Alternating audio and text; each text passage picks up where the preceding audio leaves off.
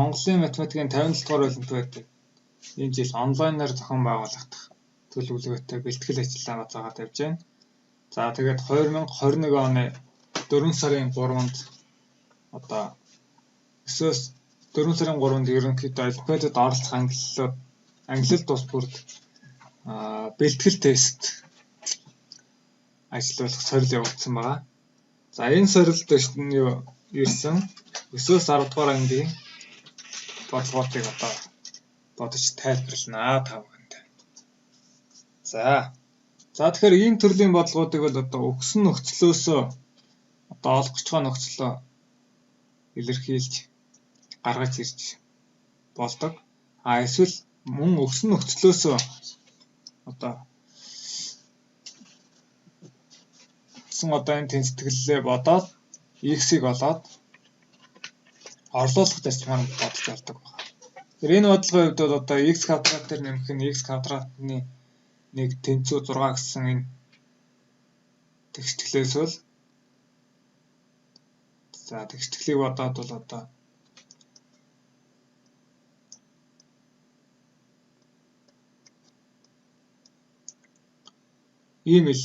ийм одоо язгуурыг бол олж чадна. За тэгэхээр энэ язгуур өөрөө тгээс нэг завсартай харьяалагдахгүй байна. За иймд бол одоо энэ бодлогыг бол одоо x-ийг нь олоод бол одоо илэрхийлэлтэд орлуулах зарчмаар бодох нь бол оновчгой санаа болж байгаа. За иймд олох гэж байгаа илэрхийлэл буюу x-ийн 5 зэргийн 1-ээс хасах нь x-ийн 5 зэрэг гэсэн илэрхийлэлтэй одоо ямар нэгэн хувиргалт хийгээд өгсөн нөхцлөө илэрхийлэх нь бол зөв байгаа юм. Тэгэхээр энэ бодлогыг бодох гол түлхүүр бол одоо энэ хажуу талд бичсэн ашиглах томьёо гэсэн энэ бодлогыг одоо ашиглаж өгсөн нөхцлөө хувиргая. За x-ийн 5 зэргийн 1-ээс хасах нь x-ийн 5 зэрэг гэсэн илэрхийлэлээ бол энэ x-ийн 1-ийн квадратаас хасах нь x-ийн 5 зэрэгээс хасах нь x-ийн 5 зэрэг гэж бичиж болно. За тэгээд дээрх томьёогоор задлаа гэх юм бол. За энэ хоёр дахь хаалтыг ялгаачлаа гэж юм болно. За тэгээд доогуур нийтлэл зураатай хоёр илэрхийллийг бүлгэлээ. За тэгээд энэ 1-ийг хуваах нь x-ийн 4 зэрэг дээр нэмэх нь x-ийн 4 зэрэг гэсэн энэ илэрхийллээс өгсөн нөхцлөө ялгаж авбал өгсөн нөхцөлийн квадратаас хасах нь 2 болно гэсэн. За энд нэмэлт тайлбар хийхэд одоо 1 квадрат гэдэг бол тийм ээ.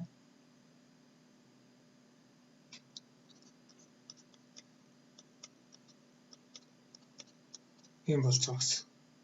Тэгэхээр энэ илэрхийллээс 2-оор илүү учраас энд 2-ыг хасч өгч байна. За ингээд одоо орлуулахад бол энэ бол 6-тай тэнцүү, энэ нь бол 6-тай тэнцүү гэдэг ингээд болж байгаа. За тэгвэл одоо энэ асуудал. За энэ асуудлыг шийдвэл болох гээд байна. За тэгэхээр энэ 1-ийг хуваах нь x-ээс хасах нь x-ийг квадрат зэрэг төвчүүлээд харвал x квадратны 1-ээс хасах нь 2 нэмэх нь x квадрат болж байна. За тэгэхээр ийм болж байна гэдэг нь за 2 талаас нь язгуур аваад үччих юм бол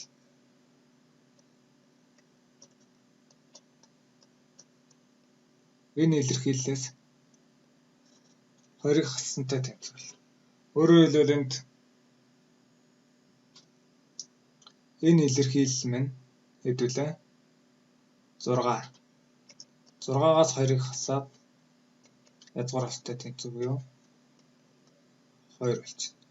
За ингээд одоо орлуулад бичвэл за энэ 1-ийг хуваах нь x-ээс хасах нь x гэдэг бол 2-тэй тэнцүү юм. Үржих нь. За энэ бол 6-тай тэнцүү. 6-гийн квадрат хасах нь 2 нэмэх нь 6 нэмэх нь 1. За 2-ыг үржигнэ. За 36 дээр 6-г нэмээд 42-42-оос 2-ыг хасаад 1-ийг нэмнэ гэхээр 41 гээд үржүүр нь 82 гарч. За 1-р бодлогын бодолт бол иймэрхүү байдлаар бодох боломжтой. За 2-р бодлого. За зурагт үзүүлсэн A, B, C, D дэвшинцгтийн талууд. За AB нь 3. BC 11.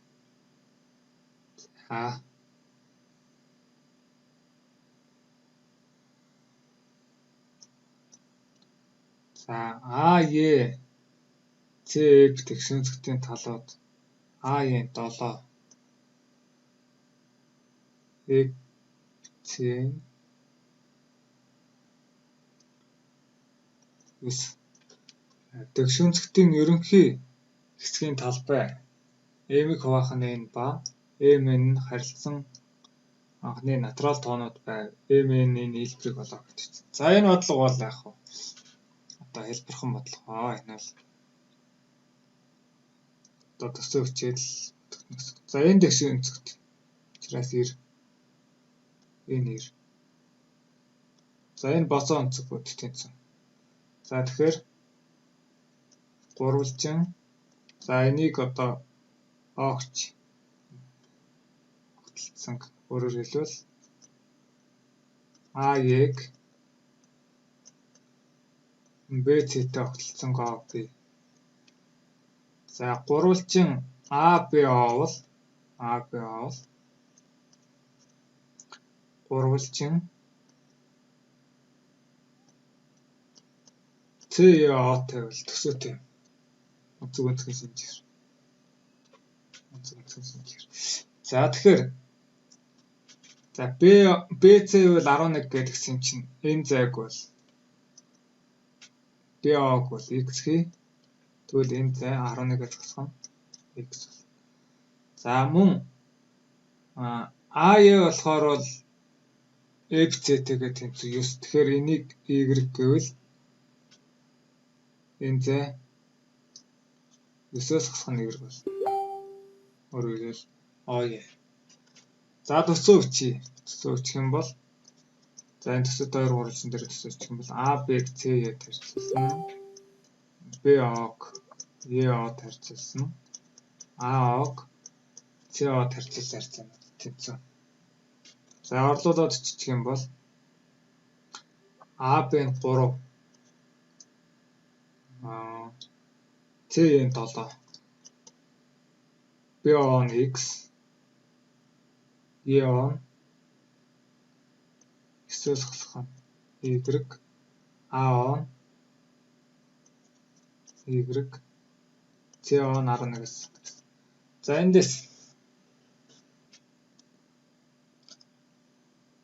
За эндээс бол 2-2-оор нь тэнцвүүлээд за ингээд систем тэгштгэл бодоод 29-тэй систем тэгштгэл бодоод X бол 4-ний 9 гэдээ гарлаа. Энэ нь бол X нь BO. За тэгвэл OC зай нь бол 11-ээс хасах нь X зай тавьчихна. Энийг хасаад тэгвэл 4-ний 35 бол. За тэгэхээр манай олох гээд байгаа тэр дэвшинцгтүүдийн ерөнхий хэсэг гэхээр одоо энэ будагдсан буюу энэ параллелограмм гэсэн. Энэ параллелограммын талбай бол за суурийг өндрөөр үржүүлэх хэрэгтэй. Тэгэхээр OC-сээр өөрөөр их суурийг өндөр болгох. Энэ АБТ тийм үү та? АБТ. За тэгээд ОЦ-ийн 4-ний 35 АБ 4-ний 105. За энэ үл хураагдана. Өөрөөр хэлбэл харилцаа анхны. Ингээ бидний олох одоо параллелограммын талбай бол олцсон. За одоо харин хөвгтээстэн дээр энэ бол M, энэ бол E. За энэ хоёрын нийлбэр бол 109 гэнэ гэж. За ингэж болох нэ. За 2 дугаар бодлогыг бол ингэж бодно. За 66 ижил зоосыг аль ч хэсэгт ядаж нэг зоос орсон баха 3 хэсэг болгон өрөх болжээ. Нэг дахь хэсгийн зоосны тоо 2 дахь хэсгийн зоосны тооноос хэтрэхгүй. 2 дахь хэсгийн зоосны тоо 3 дахь хэсгийн зоосны тооноос хэтрэхгүй байхаар хичнээн ялгаатай янзаар хурж болох гэдэг чинь. За тэгэхээр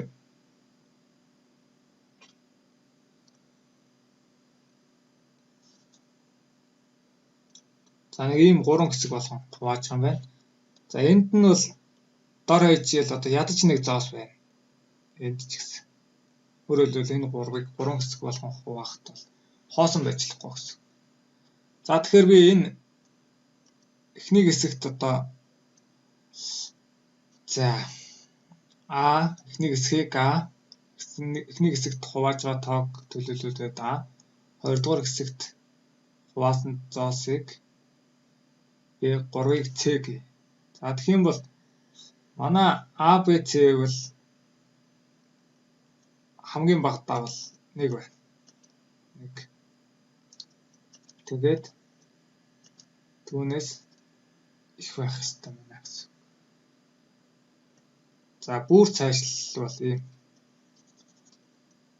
хамгийн бага давал 1 байна. Тэгээд B наагаасаа их буюу тэнцвэрт хэтрэхгүй гэж амжсан юм байна. Ийм байна гэж илэрхийлж байна. За тэгээд A B C-ийн нийлбэр бол мэдээж 66 байх хэрэгтэй. За энэ бодлого бол харьцангуй амархан бодлого. За А-г 1 гэж үзье. А-г 1 үед бол B C-ийн нийлбэр бол 65 байна. 65. За эндээс B бол 1 байж байна. B 1 байх юм бол C бол 64 байж байна. Тэгвэл B бол одоо 1-ээс 32 хүртэл гэж. 1-ээс 32 хүртэл. 33 болчих юм бол B 33 байх юм бол C 32 болоод 2 дахь одоо хэсэг нь 3 дахьасаа хэтрэхгүй байна гэхээр энэ бол байж болохгүй болчихсон. За иймд бол B бол 32-оос хэтрэхгүй. За ингээ A1 нэгдүгээр хэсэгт буюу A1 байх үед B нь бол 1 байж болно. Тэгэхэд C нь 64 байна. B нь 2 байх үед C нь бол 63 байна. Гэх мэтчлэн ингээд өөрөөр хэлбэл B нь одоо 1-ээс A1 байх үед B 1-ээс 32 хүртэл утгаа авч байна. B-гээс хамаарат C бол B-гээс их байж чадна. За ийм боломжийн тоо бол одоо эндээс бол энэ 32 янз. 32 боломжтой. 32 янз боломжтой. A1 байх үед. A2 байх үед BC-ийн нийлбэр 64. Эндээс B 2-оос эхэлнэ. Өөрөөр хэлбэл А-гасаа бага байж болохгүй. За тэгэхээр B 2-оос хэд хүртэл явах вэ гэхээр 32 хүртэл явж байна. 32 хүртэл. Өөрөөр хэлбэл B 32 байх үед C мөн 32 гэж болно шүү дээ. Тэгэхээр чинь энэ хэтрэхгүй яг байж болно. Энэ хэлбэр. За ингээд 2-оос 32 хүртэл бол 31 янзын боломжтой байна.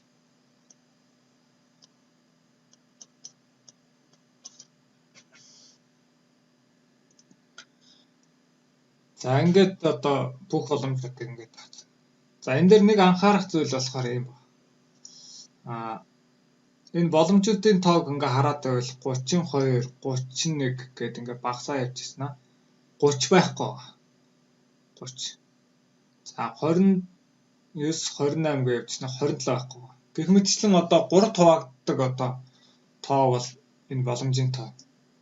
Одоо болж чадахгүй гэсэн үг. За гэх мэтчлэн явсаар байгаад одоо А бол 22 байх үед БЦ 2-ын нийлбэр 44 байна. За энд Б-л зөвхөн 22. Ингээд нэг боломжтой.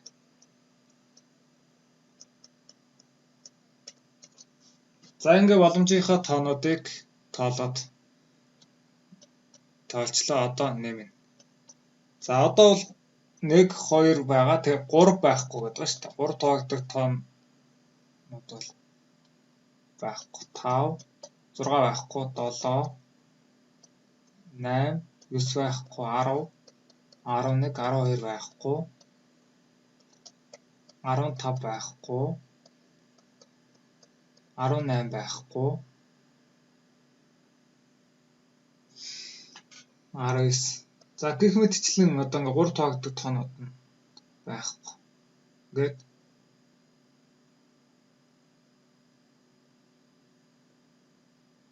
31 32 байна.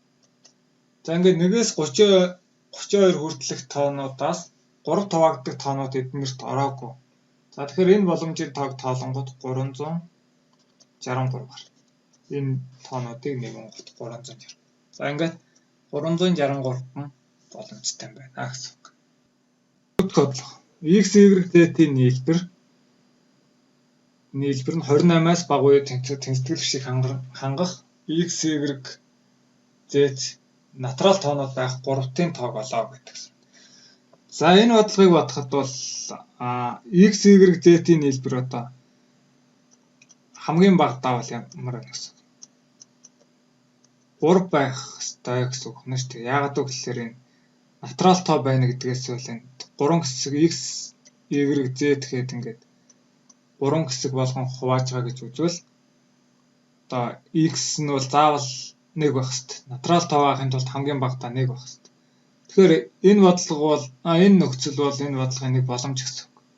За 3 нь бол 28-аас бага үе тэнцвэр мөн учраас. За тэгэхээр X, Y, Z-ийн нийлбэр болохоор одоо юм 4 байхыг бас тооцно. Гэх мэтчлэн явсаар байгаад X, Y, Z-ийн нийлбэр 28 байхыг тооцсон бодлого. Энэ бүх боломжуудын тоог нэмснээр энэ бодлого бол бүрэн батгдана гэсэн үг. За тэгэхээр X, Y, Z-ийн нийлбэр нь 3 байх үед ямар авах вэ гэдгийг тоолж харуулъя. 3 байх үед. За 3 байх нь бол ойлгомжтой. Нэг л боломжтой учраас энэ нэг л боломжтой. X нь ч нэг, Y нь ч нэг, Z нь ч нэг байхад нэг боломжтой учраас энэ тохиолдлыг тоолж үзье. 4 байх үед. За ингээд тоочод өчвөл X, Y нь 1 байхад Z нь 2.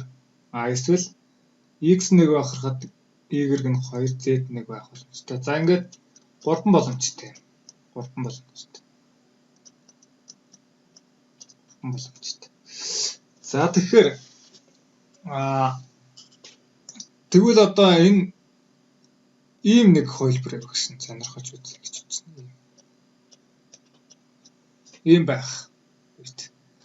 X, Y, Z-ийн нийлбэр нь 4-өөс бага үе тэнцвэр. Тэнгууд бол одоо бид нар бол одоо сая тооцчлаа шүү дээ. Ийм байж болно. Нэг боломж. За тэгээд энэ дээдлийн 3-тай нийлээд 4 байх юм байна гэх ингээд тоолцсон тийм ээ. 4 боломжтой гэдэг ингээд тоолцсон. Тоочод хичээл юм байна. За энийг жоохон хувиргаад тэнцэтгэл бишийг бид нар одоо ийм X, Y, Z-ийн нийлбэр 28-аас бага үе тэнцвэг одоо тоолох гэдэг байгаа гэсэн шүү дээ. Тэнгууд хэдүүлээ нэг энийг хувиргаад нэг 3 хуваах гэжсэн юм аа. 4 хуваагаа ингээд бичиж. Өөрөөр хэлбэл энийг би ингэж илэрхийлж болно гэж ойлгох. Энийг би ингэж илэрхийлж байна гэж. Тэгэнгუთ чинь болохоор одоо энэ x, y, z-ийн нийлбэр чинь x, y, z чинь заавал ямар авах хэвтэй. Хамгийн багадаа нэг байх хэвтэй юм чинь тэгэнгуთ эндээс болохоор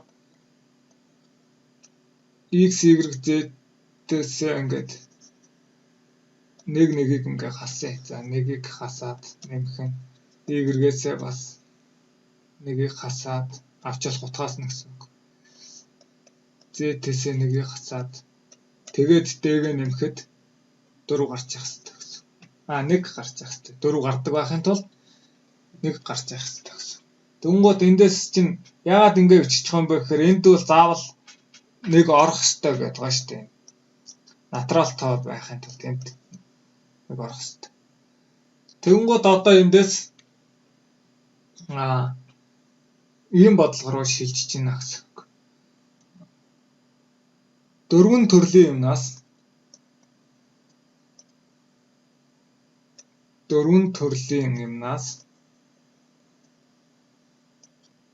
нэгийг сонгох боломжийн тоог бол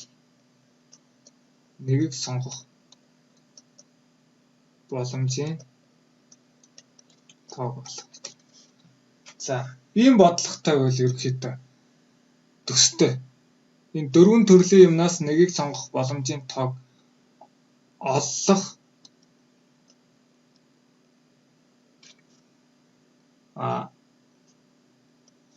энэ тэнцэтгэл бишийн x, y, z нь натурал тоо байх 3-ыг олох хоёр бол яг ижил зүйл юм а гэж хэлэх гээд байна л да. Энэ тэнцэтгэл бишээ бид нэг одоо хувьсагч нэмээд өөрөөр хэлбэл дахиж нэг хуваах зүйл нэмээд тэрийг 4-д тэнцвэхсэн юм тэнцэтгэл биш рүү шилжүүлсэн. Тэгэнгუутаа нөгөө x, y, z нь натурал тоо байна гэхээр x нь бол x-ийн оронд 1, y-ийн оронд 1, z-ийн оронд 1 бол заавал байх ёстой гэдэг. Өөрөөр хэлбэл ийм хуваалт бол байх ёстой одоо. Заавал хоосон байж болохгүй. За иймд бол нэгийг ингээ хийцгсэн гэж үзэх юм бол нэгийг хийцэн гэж үзэх юм бол авчлах утгаасаа нэгээр багассан байгаа гэсэн үг шүү дээ.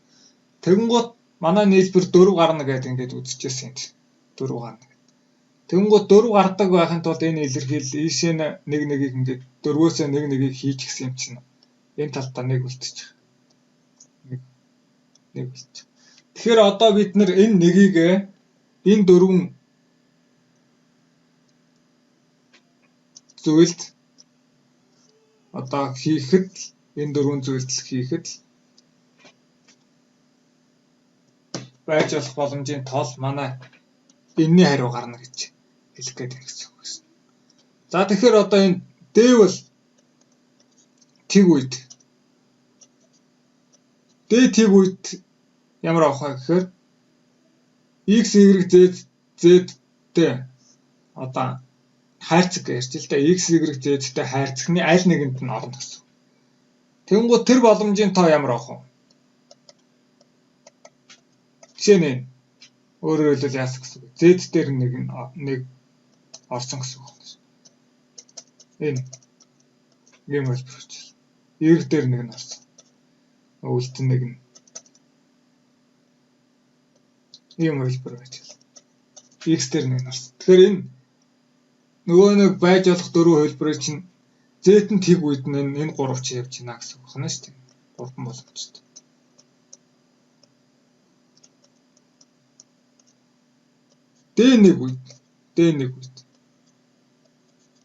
D1 үед яах вэ? D1 үед бол x, y, z-ийн авч болох 3-ын тоо бол ямар байх? Ийм л байна. Өөрөөр хэлбэл нөгөө нийлбэр нь 4 гардаг байхын тулд нийлбэр нь 4 гардаг. Тэгээ энэ нэг боломжтой.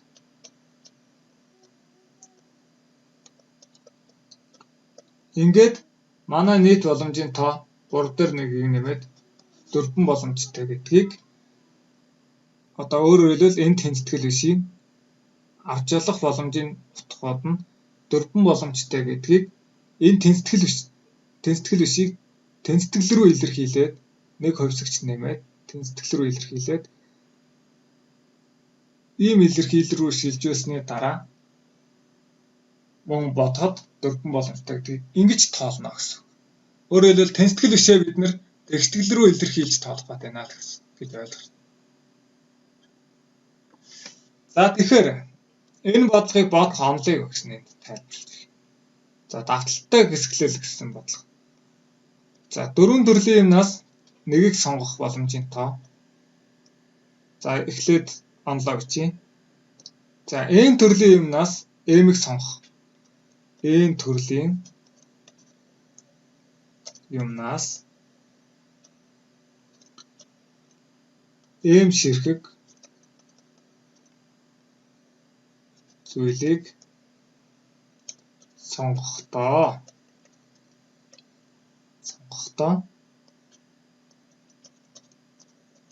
ийм томьёогоор тоолдог. Сонгохдоо одоо ийм сонгох боломжийн тоог сонгох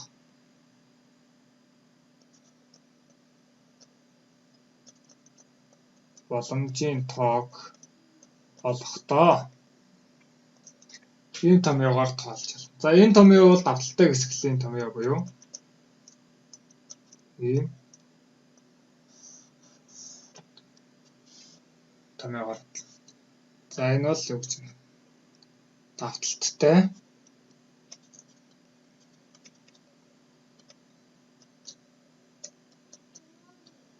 Давталттай хэсэглэл.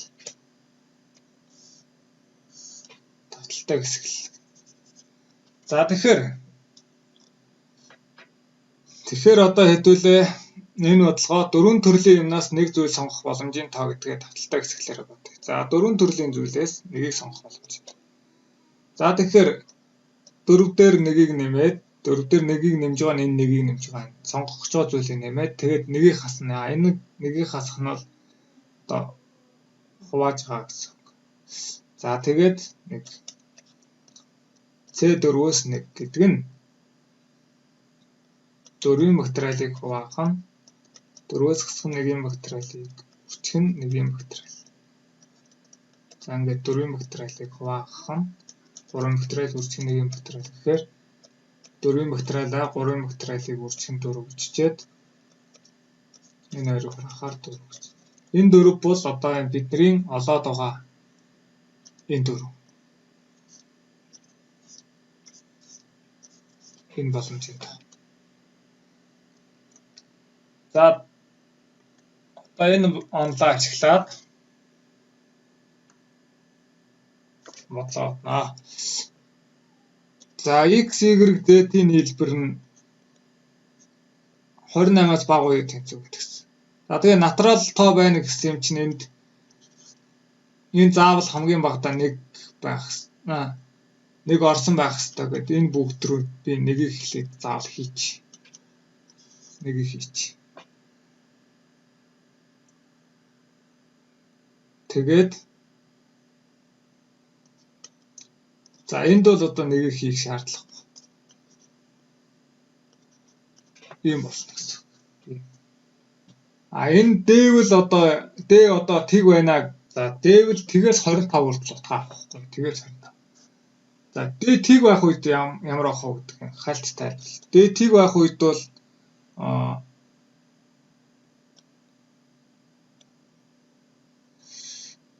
x, y, z-ийн нийлбэр 28 байх утгаа авах гэсэн.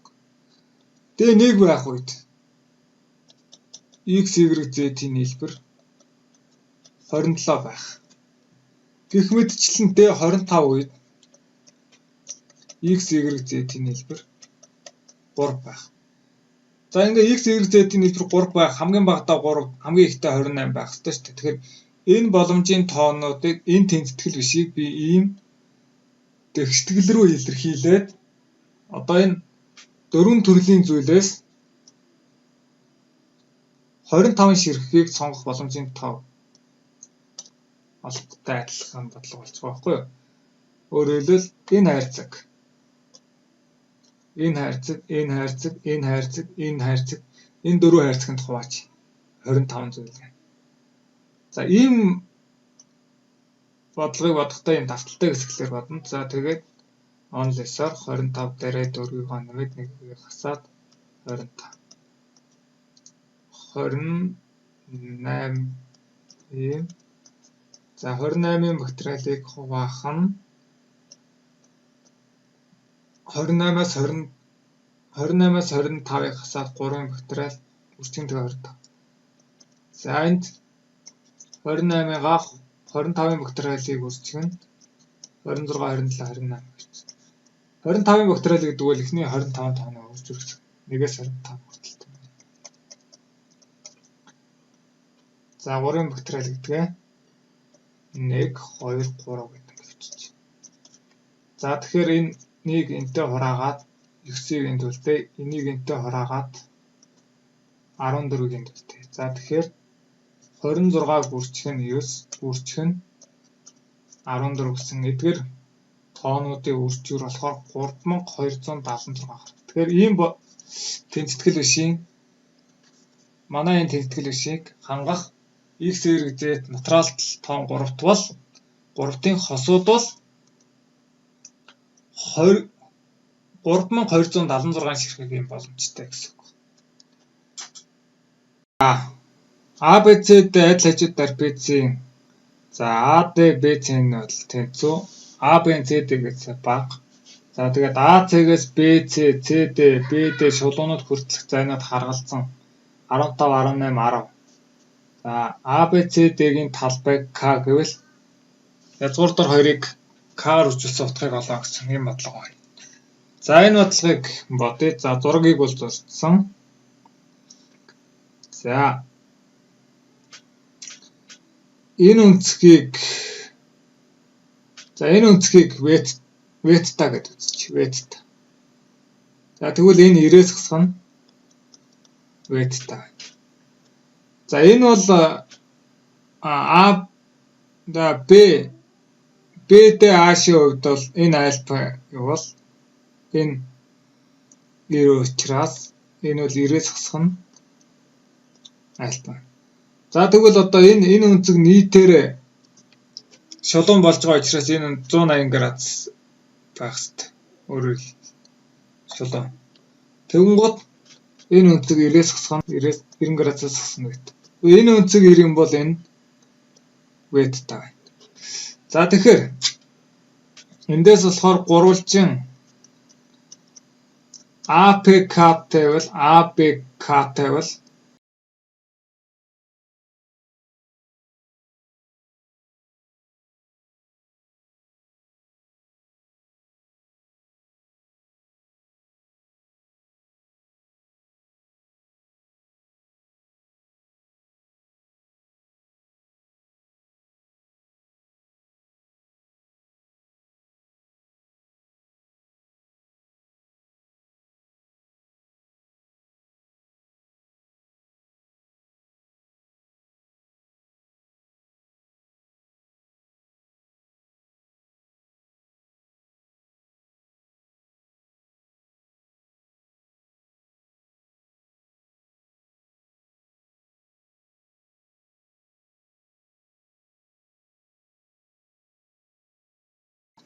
За ингээ АБК гурвалжин бол БЦА-ш гурвалжинтай бол өнцөг шинжээр төсөөтэй.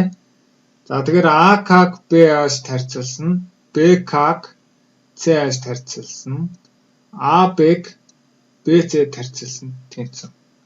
За эндээс АК 15, БА-ш 18. За энэ хоёрыг 3 тараагаад өчтөх юм бол юм болж.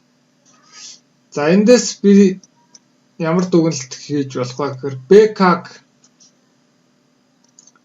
5x гэж үзвэл CH бол 6x. За харин AB-г 5y гэж үзэх юм бол BC 6y байна гэсэн тэмдэглэгээнүүдийг хий. За нөгөө талаас ABC гурвалжин бол за BC суурь АК өндрөөрөө үржээд тойрдог. За BC суурийг бид нэр түрүүнд 6y гэж илэрхийлсэн. АК нь бол 15 ингээд энэ хоёр хураагдаад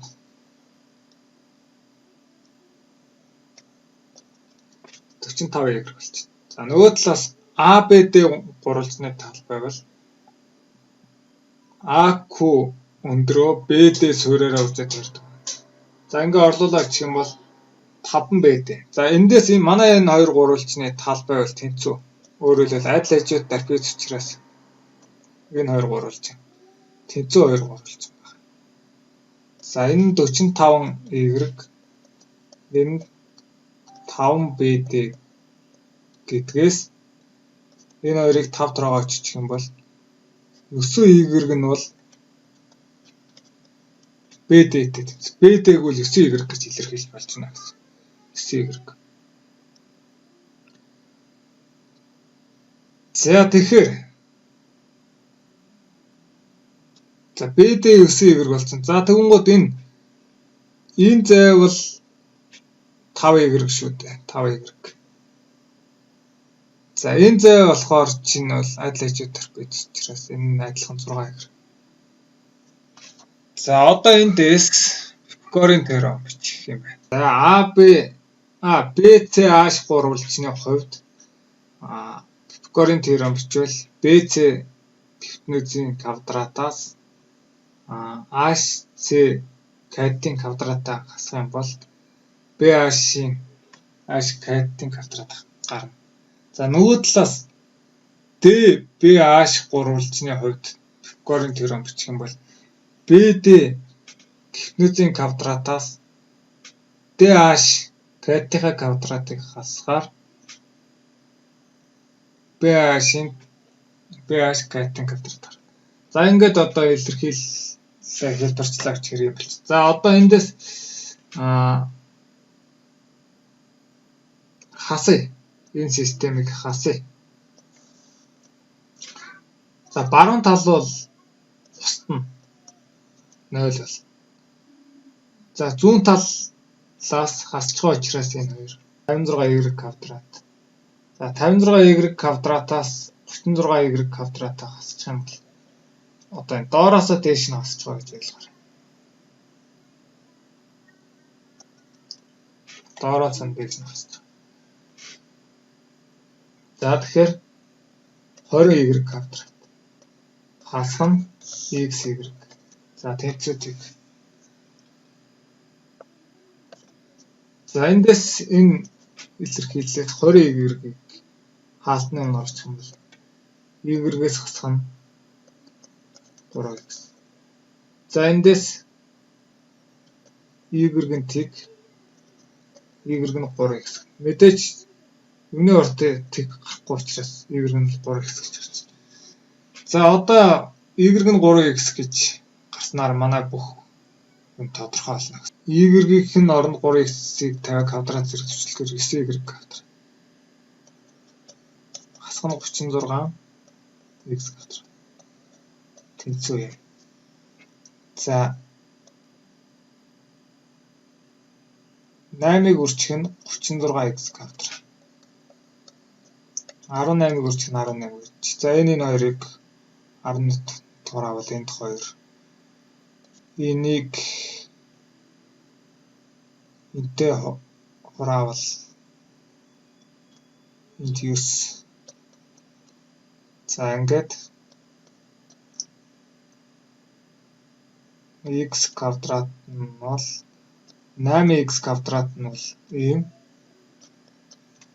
Эндээс x квадрат нь бол 8-9.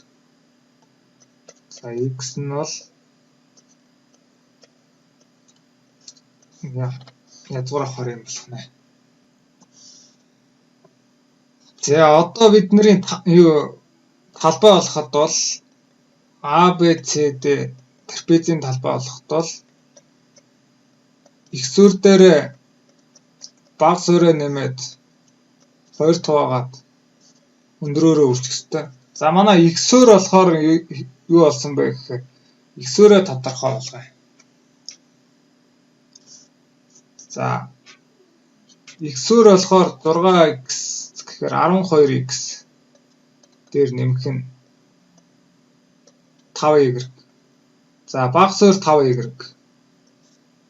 За үүнийг 2 хуваахаар 6x дээр нэмэх нь 5y-ийг өндрөөр үржих болно.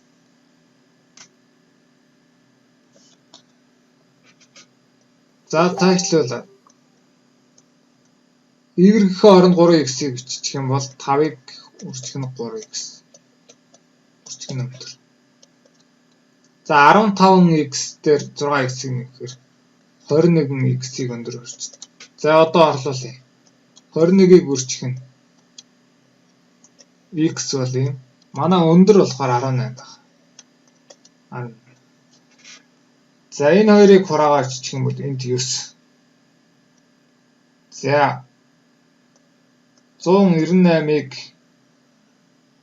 3-аар үржиж биччих юм. 104-ийг хуваах нь язгуур дор 2 гэдэг бол манай нөгөө трапезийн талбай буюу кат гарах гэж гарч байна. За язгуур дор 2-ыг кат тоогоор үржих гэсэн учраас язгуур дор 2-ыг үржих нь язгуур дор 2-ны 504. Энэ хоёрыг хураагаад за манай энэ бодлогын үр дүн бол 504 гарч байна.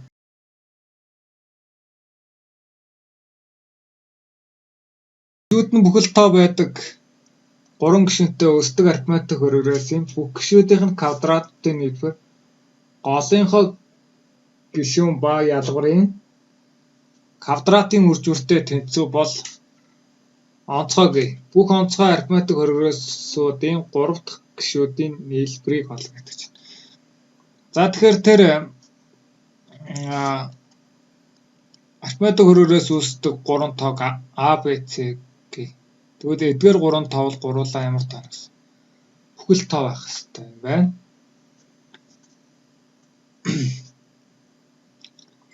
За мэдээж арифметик хөрвөөсийн ялгуурыг бол ихэвчлэн дэвсгэр тэмдэглэдэг. Ялгуурыг дэгэ. За тэгвэл A бол V-гээс хасган дээ. За харин C бол V дээр нэмэх нь дээ. Тэгэхээр энэ A, B, C гэсэн энэ 3 гишүүнээ би V-гээс хасган дээ. V дээр нэмэх нь дээ гэсэн 3 гишүүн гэж үзье. За тэгээд бодлогын нөхцөл ёсоор орлуулбал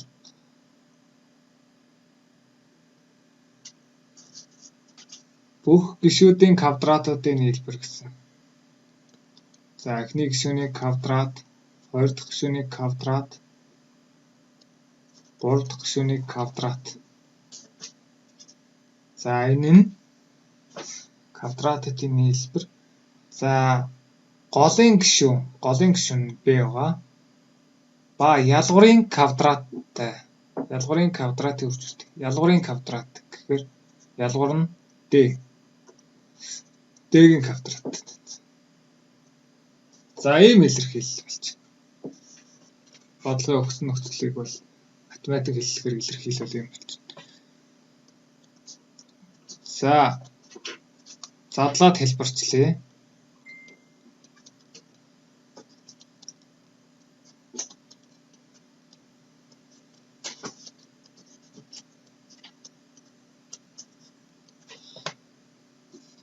За эндээс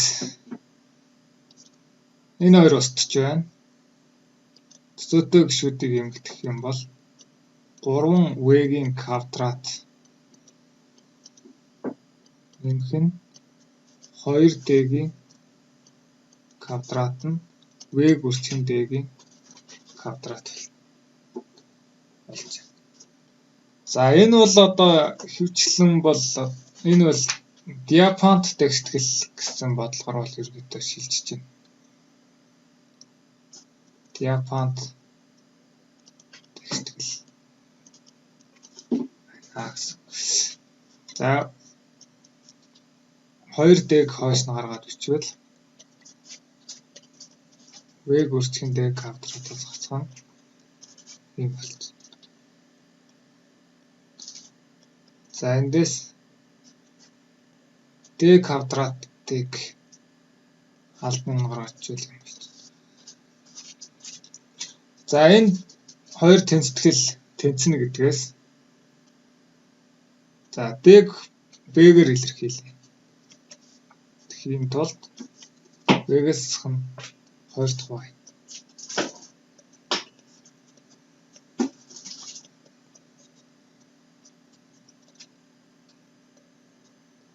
Ийм бол.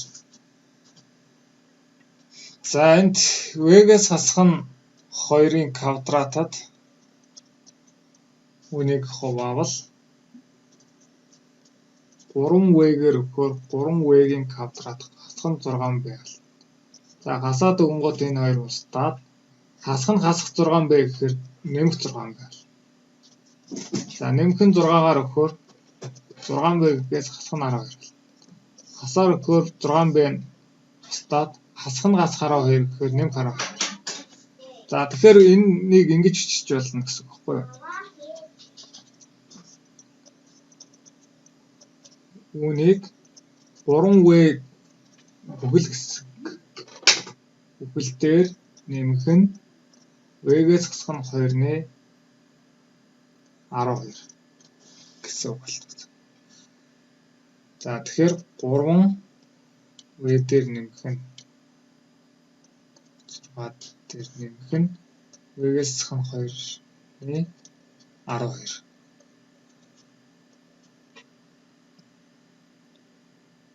Энэ D квадрат байна. За эндээс одоо B-гээс хасах нь 2 нь бол энэ бүхэл тоонууд гардаг байхын тулд бол B-гээс хасах нь 2 нь бол 12 хуваагчих хэвээр. 12 хуваагчих хэвээр. Тэгээс V-гээс хасах нь 2 нь бол юу гэж байна? 12-ын хуваагч байна гэхээс за хасах 12 байж болно. Нэмэх 12 байж болно. Сөрөг 6 байж болно. Эрэг 6 байж болно. Эрэг 4 байж, хасах 4 байж болно. Эрэг 4 байж болно. Сөрөг 3 байж болно. Эрэг 3 байж болно. Сөрөг 2 байж болно. Эрэг 2 байж болно. Нэг сөрөг 1 байж болно. Эрэг 1 байж болно. За тэгвэл манай B нь энэ бүгдээс 2-ыг хасч гэнэ гэхээр чинь энэ чинь B нь 14. 2-ыг хасна гэхээр чи 2-ыг нэмээд өгнө гэсэн. V-гээс бүгдэн дээр нь 2-ыг нэмээд өгвөл V нь энэ сөрөг 10 байх юм байна. 14 байх юм байна. Сөрөг 4 байх юм байна. 8 байх юм байна. Сөрөг 2 байх юм байна. 6 байх юм байна. Бүгдэн дээр нь 2-ыг нэмээд байгаа. Сөрөг 1 5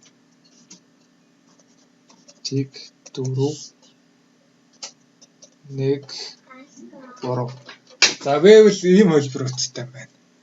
За одоо эндээс л одоо орлуулад явчихна да. Тэгээд л тоолж. За V сөрөг 10 үед.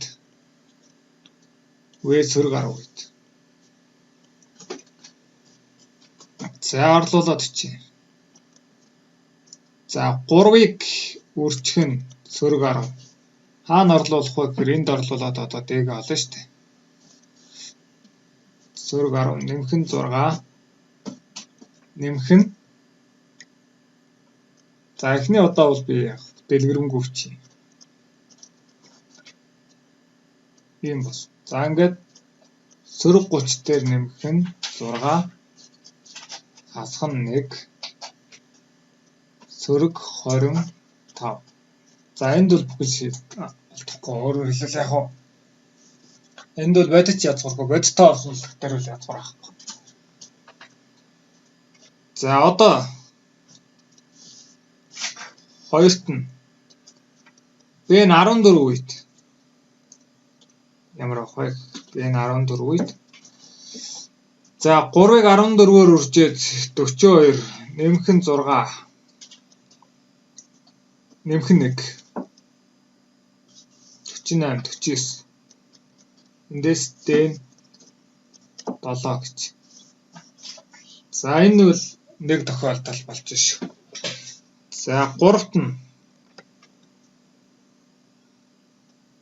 За вэн сөрөг 4 үед.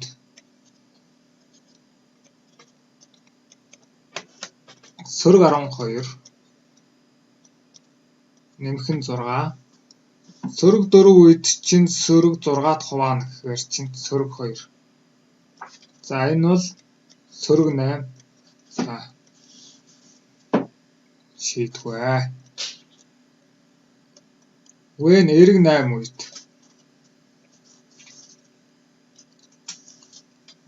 За 3-8-ын 24 нэмэх нь 6 12-ыг 6-д хуваахаар 2 30 32. За дэн бол язгуур дор 32. Гэтэ энэ шийдвэ. Яг тэгэхээр Д 90 арцнал тоо байвал Д 90 арцнал тоо байх юм бол дараагийн гишүүн 90 арцнал тоо гарна гэсэн. Бүхэл тоон дээр 90 арцнал тоог нэмээд 90 арцнал тоо гарна гэсэн. Жишээ нь одоо бид нар чинь Б-г голын гишүүн гэж үзсэн байгаа шүү дээ. Тэгэнгუთ Д нэмэхээр юм болно. Тэгэнгუთ бүхэл тоон дээр 90 арцнал тоог нэмэнгуთ энэ бол 90 арцнал тоо болно. Тэгэхээр бүхэл тоо биш учраас манай 3 гишүүн гуруула бүхэл тоо байх хэрэгтэй гэсэн учраас энэ нөхцөл бол шийдвэрлэхгүй нэ. За Б сөрөг 2 үед.